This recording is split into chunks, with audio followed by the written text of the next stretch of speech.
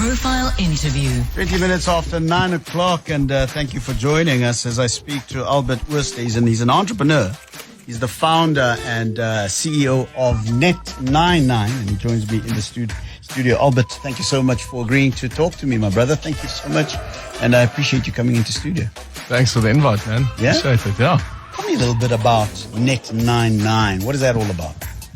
Yeah, so we build fibre into communities.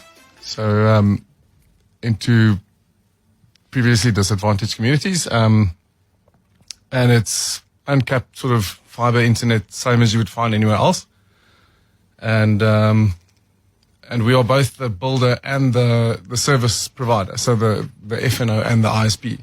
So what you are doing, I suppose, in other terms, is that you are bridging the digital divide. 100%, yeah. Yeah, of course, yeah. So we are a business, so we look for opportunities, and there was obviously a massive opportunity here. These are underserved communities that haven't had access to fixed line communication, cheap data for years. So mobile's been having a field day, basically charging exorbitant rates. So there was a massive opportunity for us. And then, of course, you get to make a real difference, right? You get to really change people's lives, which is also great, you know? Many people might say this is the same model that we saw Vodacom actually take up back in the day with people such as Alan Not Craig, where the opportunity was seen to create a network that would ultimately give us what we now have, a very, very powerful network of connectivity. Yeah, absolutely. I mean, connectivity is the great equalizer. Yeah. Right. So access to information. I mean, I walked into the show. I didn't really realize what I was walking into. It's quite a political. It's quite a tough conversation happening here, but it is really like it. It's exactly that. It's the lack of access to internet, to information, all that is the great divide. Yeah. I call it the digital divide for a reason, right? So if you don't have access to information, you don't have the same opportunities as the next guy. So I'm on a big trip at the moment to understand what AI is about, right? I'm really immersing myself in conversations, reading up on what AI is and what it's going to do, because, you know, everybody talks about AI and we don't really understand what it is that we're talking about, really. And I'm beginning to realize that we're on the cusp of something huge here. The more I get into it, the more I understand that it is huge. But the opportunities that are presented by AI cannot be accessed if you don't have internet connectivity. Yeah, I mean, but like AI is now, right? So now, absolutely. So if you don't have access to, you can't use these tools, but that goes back a while. I mean, that goes back further than just AI. Yeah. I mean, it's teaching yourself how to do something on YouTube. Yeah. You know, you're watching videos. But yeah, absolutely. Going forward, the ones that don't have access are the ones that don't have the ability to set up a business I mean, you can design things with AI by typing in keywords and you've got your ad done, right? So anyone can start a business. You can tell a program how you want your website to be, and your website's built for you. So you can start businesses so quickly, so easily, but you can't do that if you don't have access to connectivity. And that's what you guys are doing. Yeah, You're absolutely. providing connectivity in areas that under normal circumstances would not have this connectivity if you guys didn't step in, or people such as yourself didn't step in. Yeah. Yeah, absolutely. That's the concept behind it. We tried it. We started a lot sooner than most. And it was hard to sort of convince people to come into this market. No one sort of approached it. Well, there was a few guys that approached it, but I mean, it wasn't the mainstream. Yeah. We actually tried doing it a while before we started doing it. Yeah. And we couldn't get funding. Yeah. So we sort of, this was the time when Vumatel was building fibre to the home and, leafy suburbs and all that.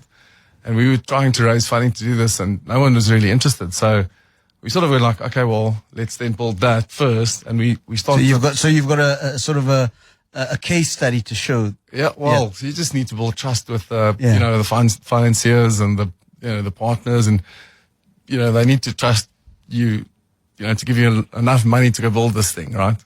So they didn't we couldn't convince them to go into the communities yet.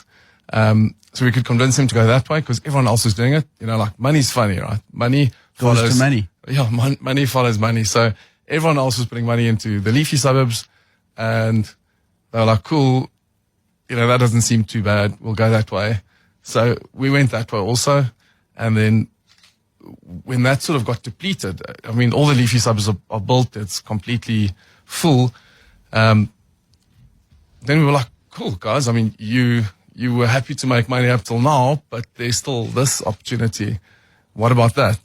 And and that's when we started. Then I can't remember the author of the book, but I seem to remember that the title was something like "The Gold at the Bottom of the Pyramid," right?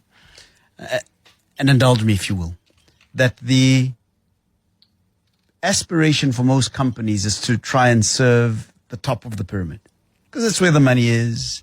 That's where you're not going to get any problems.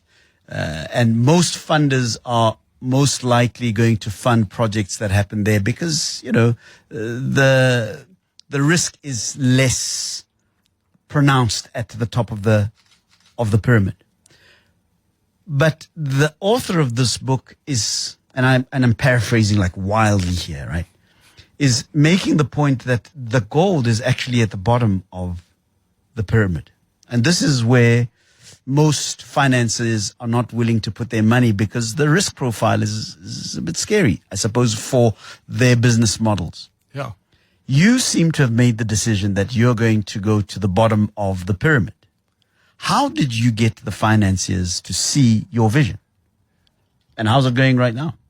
Yeah, so it wasn't easy. Yeah. I mean, it definitely, so we first had to go through this other journey. We started another network called Evotel. Yeah. Leafy suburbs, fine, everyone's happy. We're building network as well, And then when we came with the idea and we're like, look, we need to go into these communities now. And it sort of also happened naturally, where we built in Krugersdorp.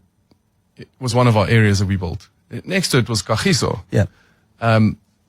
So we started getting requests like, when do we come to Kagiso? So the demand was coming from the community, from the ground, from the market. So we ended up actually putting in everyone, all the shareholders that were part of this first one, the Evotel lot. Everyone put money in to start, Net 99. So we built a Kagiso area out, or a decent size of it out at least. Yeah. And then for a while, maybe like a year, sort of showed like it could work. And then we did this extremely over the top, extravagant roadshow for the banks and like financiers. And really? Huh? Oh man! So we got the local. There's this local guy in Kagiso. He owns Westside FM. Good Hope. This guy, proper operator. But he said, no, like, he'll help us, he'll sort us out. So we got the banks, we booked our times with them and, everyone was keen to come and everyone's a little bit nervous and they're coming in their suits and things. So we got like 2 big buses and first, you give the guys drinks, snacks, something, and they get onto the bus and all of a sudden there's like kusheshes surrounding this bus. And they're just literally like the corporate types are probably nipping themselves.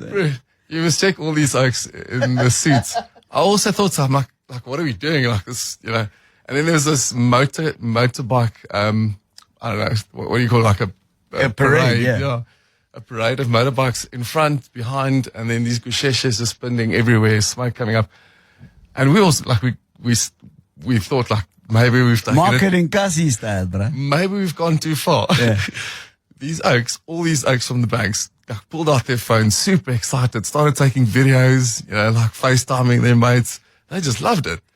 So, I mean, as they got off the bus, they were like, cool, how much do you need? When do you need it by? When can we get involved? So we were like all the banks there and everyone wanted to give us a deal. We actually then ended up running a process and we said, okay, cool, guys. let's see what we can do. So, and then out of that, we picked a partner and they funded us sort of as far as we've gone so far. And then, we've recently done a deal with, like a equity group, Infinite Partners, run by a guy called Edward Pizzi. And, man, we're super excited. So now like capital's, they've put capital in. They've brought, big guys in, like the PRC is now involved. And there's just a ton of momentum. And, someone once told me that the secret to raising cash is it's three-pronged. You need a good story. Yep. You need a good team, and you need results. Yep. So we had a good story. Cool. We've sort of over the last while built a really good team, like the best team in the industry by far, and then started producing results sort of middle of last year. Beginning of last year, we thought we were like not going to make it, but middle of it, we started turning things around and came right, and now it's just flat out momentum, man. We just want to take the country. I'm interested in the results because I suppose as much as financiers want a good story because, they've got to have a good narrative as to what it is that they are getting in there. And kudos to you guys and the guy from Gagiso. What did you say his name? Good Hope. Good Hope. Yeah. Kudos to you guys. I think that was just beautiful revolutionary marketing that would have jolted the minds of the suits, right? Yeah. Excellent stuff. Wonderful stuff. But ultimately, in order to sustain that flow of money for future operations, there's got to be results. That's your proof of concept, right? Yeah, hundreds. Yeah. And obviously the guys want to see results. Are they seeing results? Yeah. So, like I said, beginning of last year was hairy. Yeah. Hairy.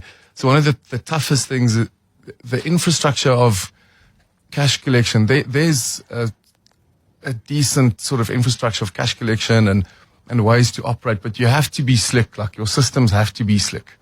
And we underestimated the size of it, like how hard this is going to be. So our systems really failed us. It wasn't the case of Oaks not wanting to pay. We weren't prepared. So we sort of slowly. What weren't you prepared for? Were you not prepared for the numbers of people that you'd need to get cash from, or the numbers of people that you'd need to connect your systems to? No, the connection side was fine. That like the way people transact, you literally have to be able to take from anywhere. Like you need to be sort of ubiquitous in your methods of cash collection or money collection.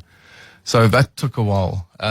So every time you open another channel, you have to make sure you get it right.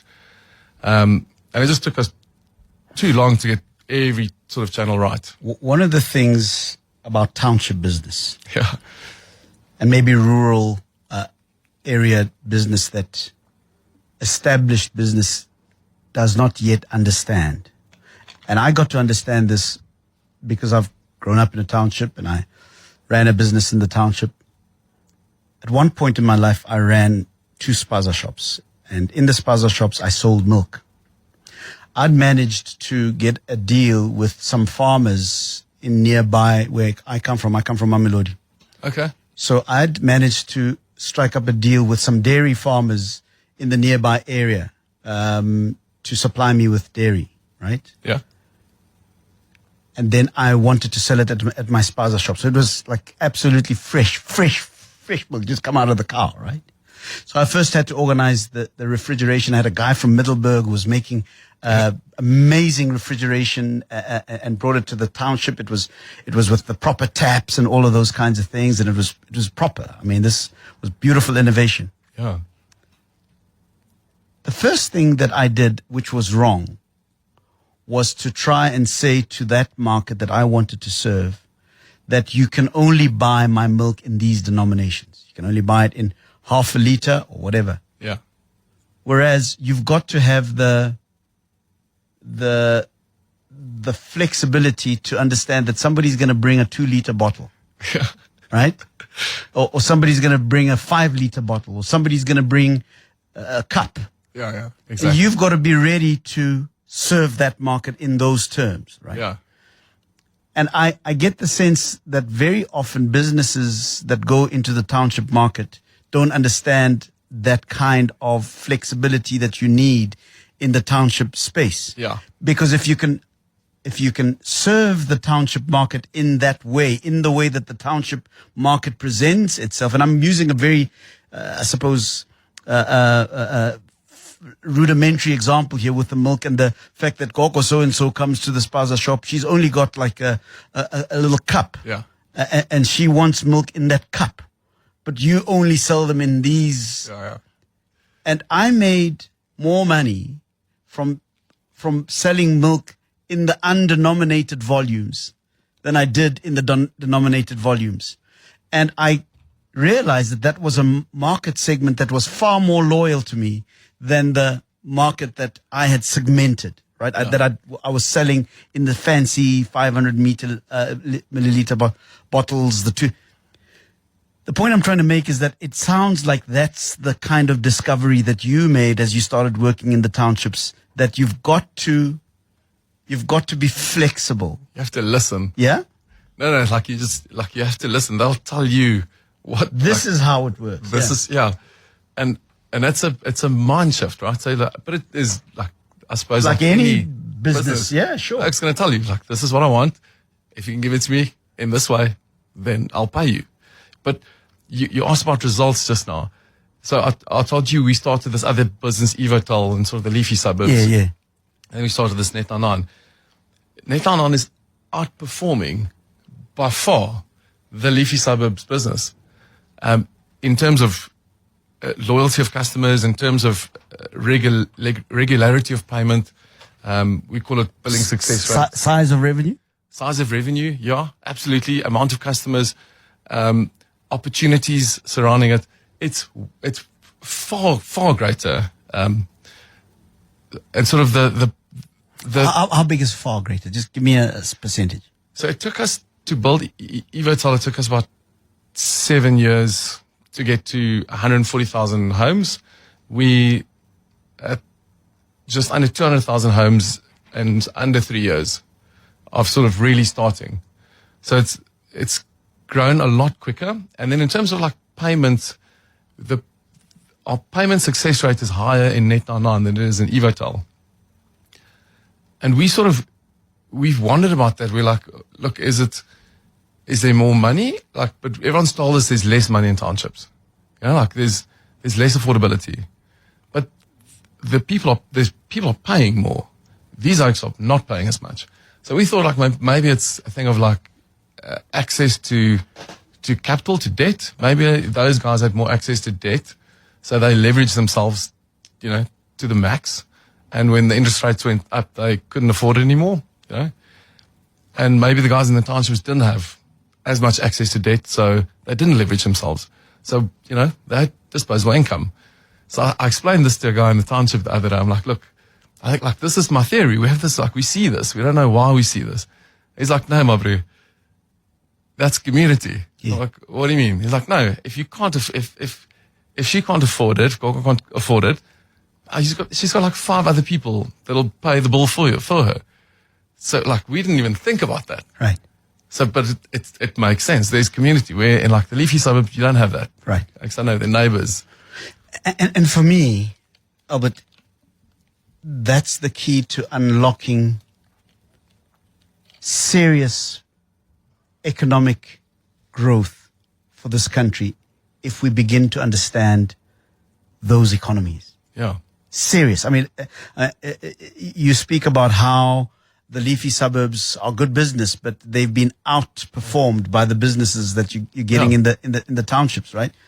But all it required was an understanding of the way business is done in the township in order for you to discover that. Yeah. Have you been able to formalize that in such a way that you can now go to institutions and say, listen, this is how this space works?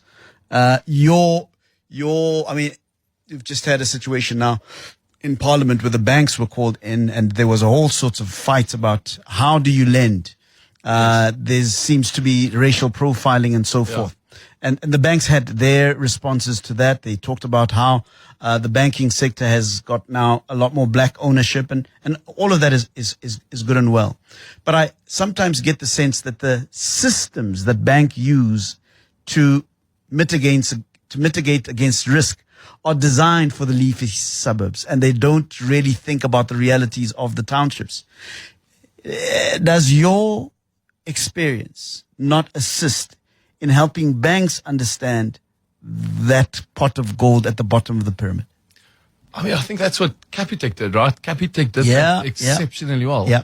They micro-financed, micro-transacted, I think 0 transaction fees in the beginning. I don't know if it still is. But I mean, I think that's where they also play. They also understood there's a different market that operates in a different way. And I don't think they've got it right. Absolutely. We've got our own ideas of sort of how much sort of opportunity lies in the transacting world also. And that's why I'm really excited, not specifically. I mean, the connectivity is really cool, but working in these communities and seeing the opportunities, man, there's so much happening. There's so many opportunities to explore, I said to someone the other day, in the next 10 years, we're going to see a massive shift in where people invest money, how they invest money. And I think, Oh yeah. the township business or townships are going to explode. Absolutely. We go to, Hey, I believe that implicitly, by the way. no, I mean, I see it. I see it. Yeah. We, in Mthatha, so one of the areas we're in Mthatha, we spoke to 2 local guys there. I mean, we talk about the thing of debt. This oak built a wireless internet service provider service. And he supplies sort of the surrounding towns where no one's going to get to. And we chatting to this guy, and we asked him how did you start your business? How's it going? And I'm probing a little bit, how much have you invested in the business? It's like, look, you don't have any investment. He got, this point-to-point kit, and he set that up, and he started some hotspots, and he started selling some vouchers. It's like, sure, okay, it doesn't sound massive. How much have you invested? He's like, no, around, 4.5 million rand. I'm like, what? Really?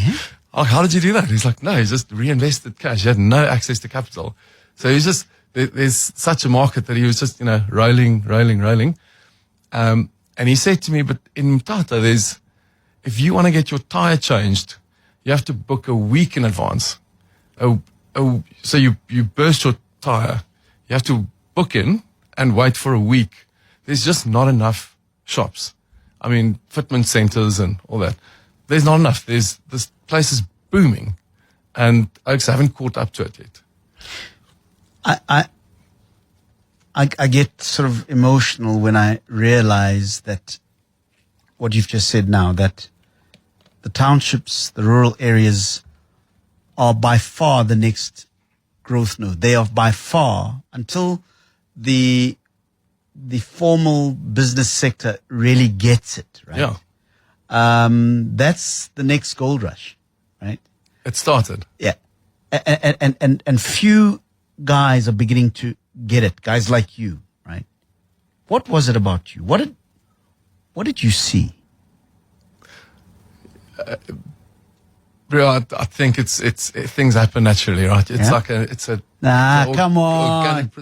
Really? No, I'll tell you the story. I mean, so the one I changed my view on everything is a good friend of mine. He works with us now. He calls himself the chief of staff. Yeah. I mean, he literally gave himself the title. Yeah. But his name's Nick Tipe, or we call each other Nkhonne. Yeah. Nkhonne, yes. Nkhonne, yes.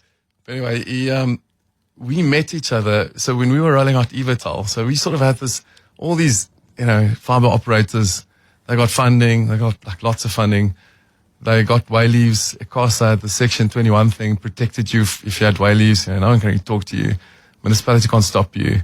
If the municipality gives you the way leaves, they must let you go, And everyone had that sort of approach back in that sort of, 2019, around there. Just before COVID. Just before COVID, yeah.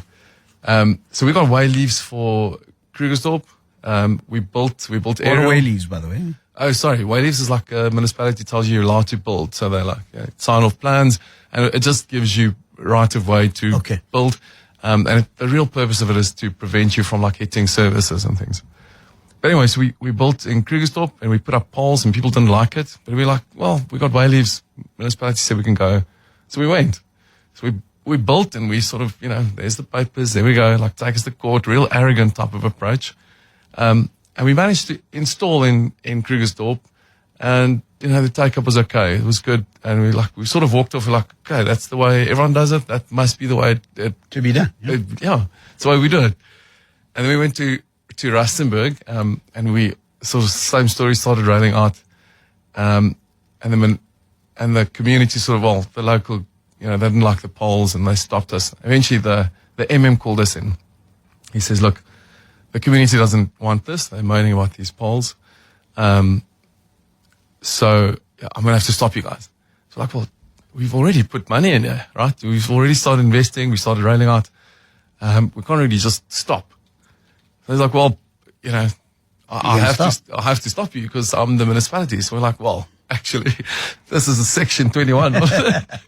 He showed them the paper. Yeah? There we go. Yeah. So the guy's like, and this municipality building is like 6 stories high.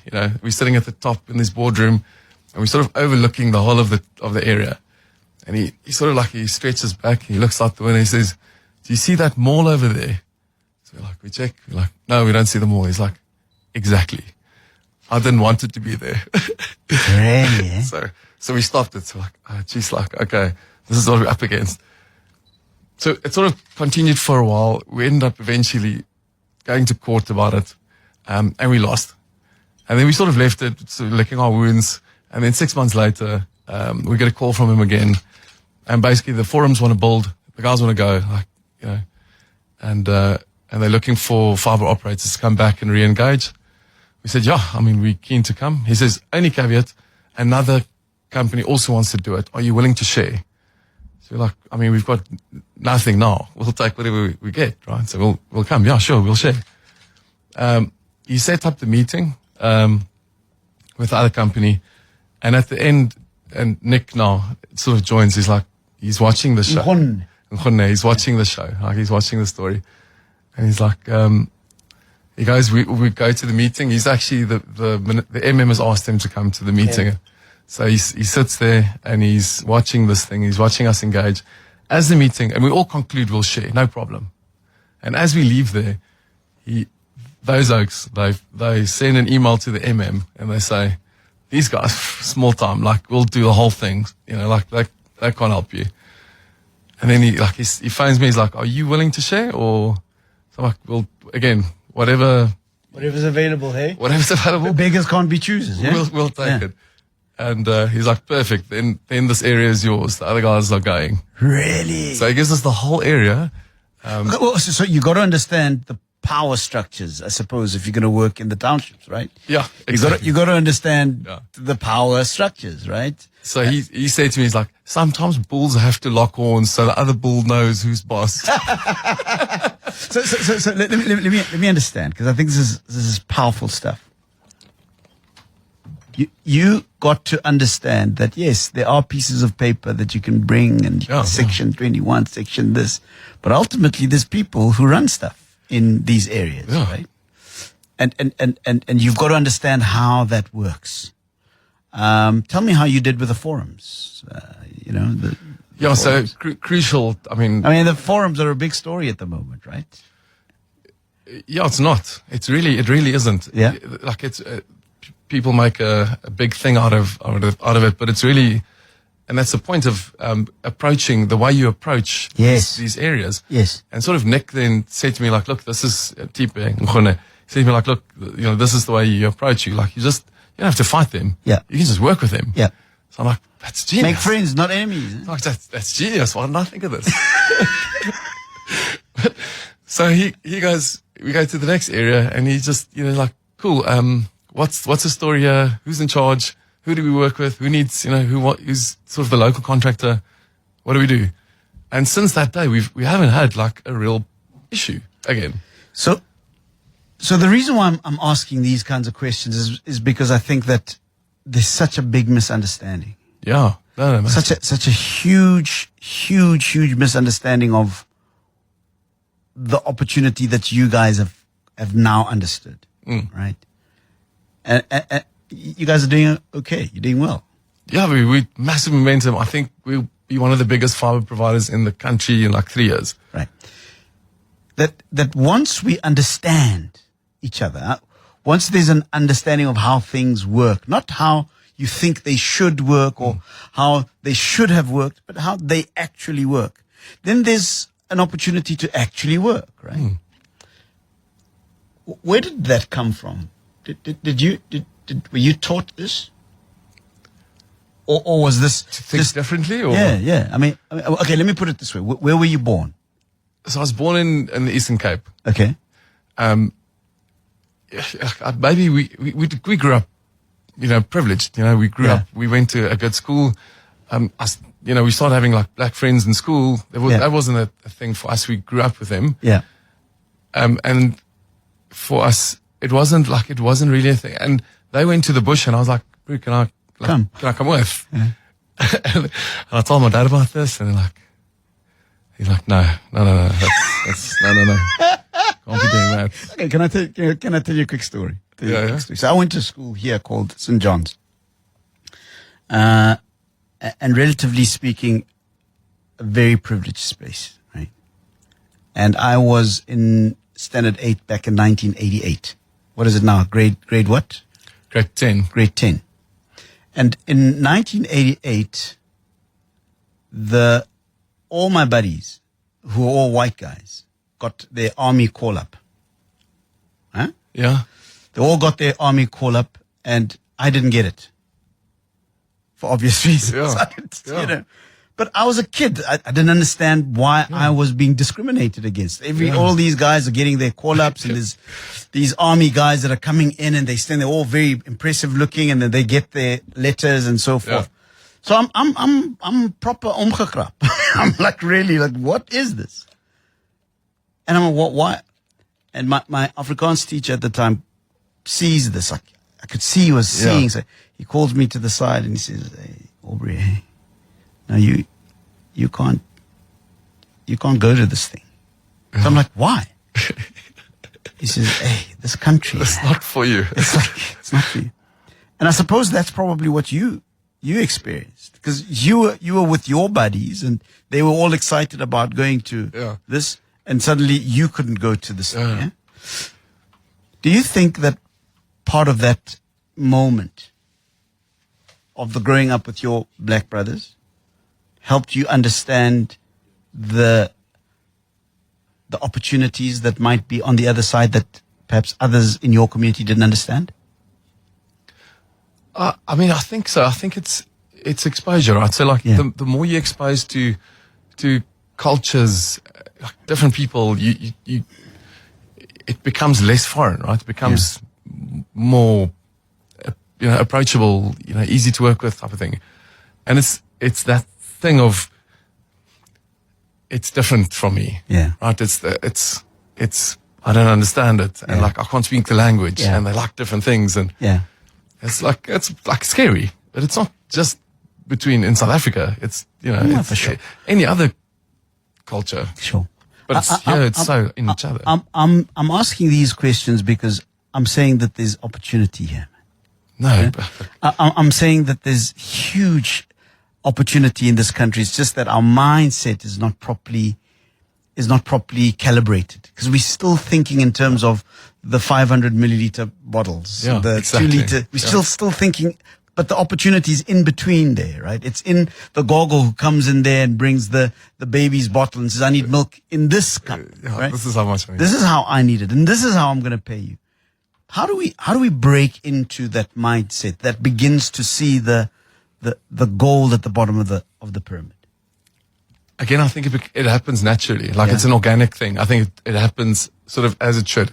You didn't go to the army. Was probably the best thing that happened to you. Sure. Absolutely. Yeah. Like things happen for a reason. Yeah. So I think as it's going, we're obviously investing more money into it. We see other opportunities. We start putting money into other opportunities. Other people go like, well, that doesn't seem so bad. They start doing the same. Money follows money. So all of a sudden, people start becomes a normalized reality. Yeah, and people, see, well, there's obviously opportunity there, and they're more willing to, I suppose, look for how to work with that market. You know what I think it is, Albert? I think we haven't learned to talk to each other. I think we still stuck in the idea that I know, you don't know, right? Mm. And I'm going to tell you how you should know. And I've got a sneaky suspicion that the actual opportunity lies in listening. In really listening to Nkonne. You know what I'm trying to say? Yeah, I got you, yeah. And in an environment that Arno understands, to really listen. I mean, sorry, Albert understands. Cool. We all look alike, bro.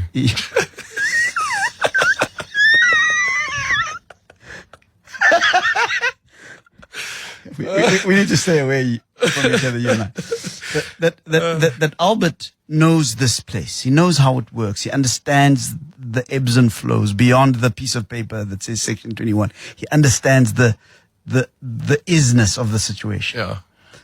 And if we just listened to each other without labeling stuff and labeling each other and just listened, I think that's where the opportunity is. I think that you guys were able to find the opportunity like you have. And why it's so sustainable is precisely because you guys listen. How many people are you guys employing now? So directly, like 250.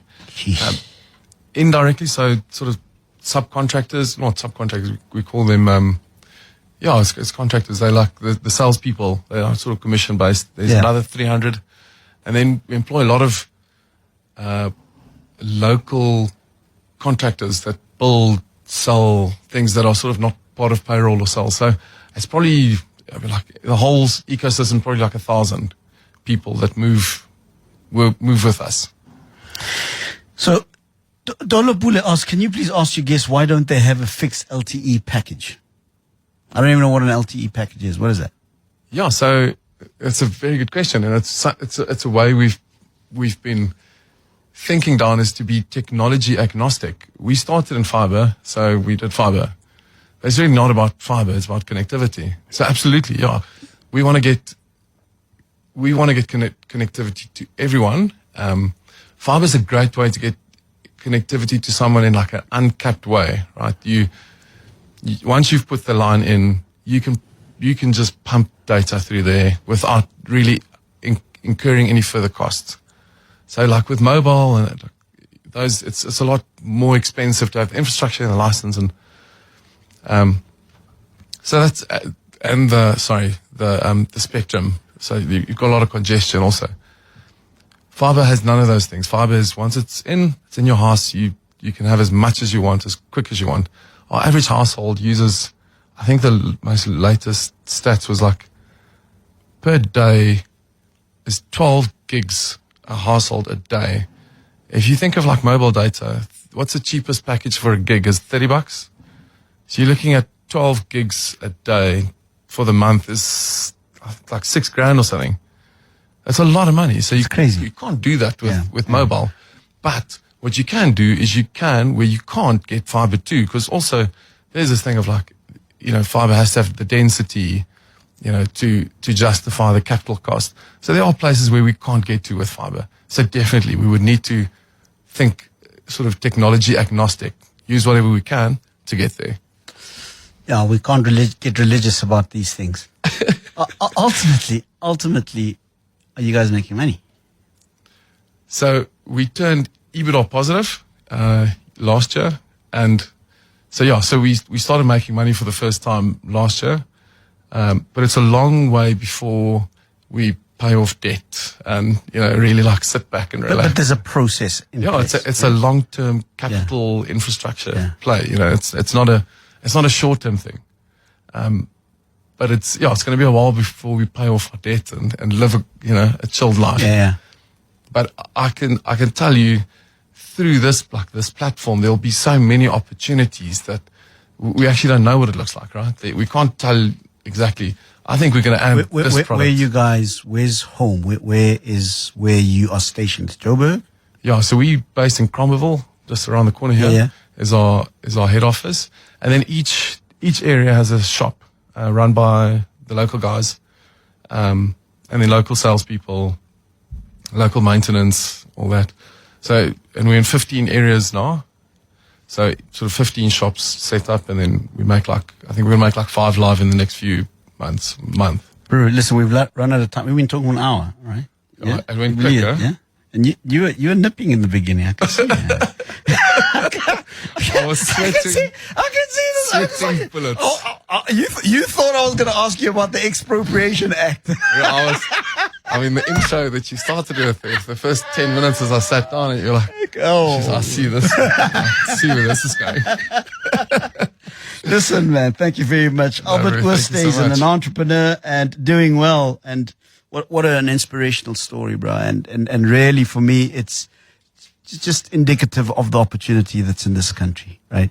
And I wish you guys just all of the best, that you grow from greatness to greatness. And thank you very much for joining us. How do people get in touch with you, by the way? So Net99, there's a website, there's numbers. I think they can phone, WhatsApp. Yeah. What's the best way to get in touch with us? I don't know. Net99. Net99 website's probably the best. Find Net99. Net99.co.za, yeah. Yeah.